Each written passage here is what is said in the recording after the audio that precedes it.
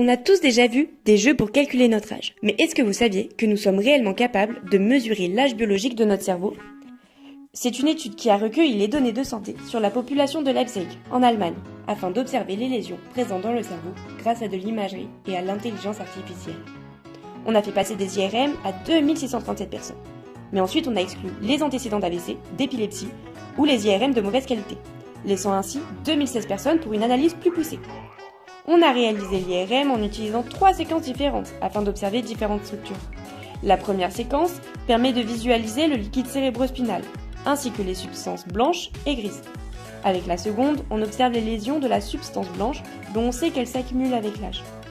Enfin, avec la troisième, on détecte les dépôts de fer au niveau du ganglion basal, qui pourraient être associés à un certain déclin au niveau neuronal et cognitif. Ensuite, pour établir un lien entre l'imagerie et l'âge du cerveau, on s'est servi de l'IA.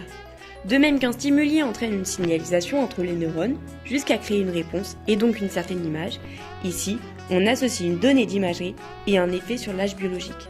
Mais comment crée-t-on ce lien ?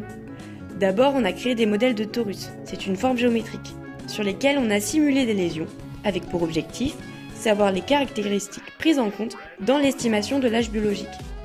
C'est là qu'entre en jeu le LRP, ou Layer-Wise Relevance Propagation.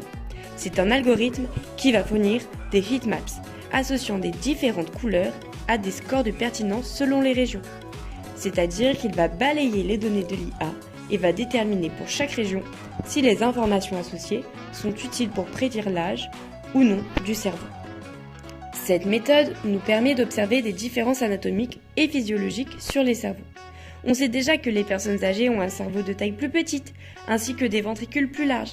Ça nous donne un aperçu de ce à quoi doit ressembler le cerveau âgé. L'étude ne prend en compte que les lésions de régions précises, comme le cervelet, la substance blanche ou bien la taille des ventricules. Il faut faire attention car nos connexions sont différentes entre nous, ce qui peut apparaître comme des lésions, alors que c'est juste notre individualité. On a remarqué que chez des personnes atteintes de diabète de type 2 ou avec des problèmes cardiovasculaires, ces lésions étaient plus importantes. De même avec d'autres facteurs comme l'âge, le sexe, l'IMC ou encore le rapport taille-hanche. Plus on cumule ces facteurs et plus on a de lésions importantes. Donc, plus on augmente l'âge biologique de notre cerveau. C'est super tout ça, mais à quoi ça sert ? Il faut encore perfectionner la méthode, mais ce sera un outil prédictif qui pourra permettre de mieux comprendre certains mécanismes et de faire des diagnostics médicaux, ou encore d'anticiper certaines maladies, comme les tumeurs, la maladie d'Alzheimer ou les troubles mentaux.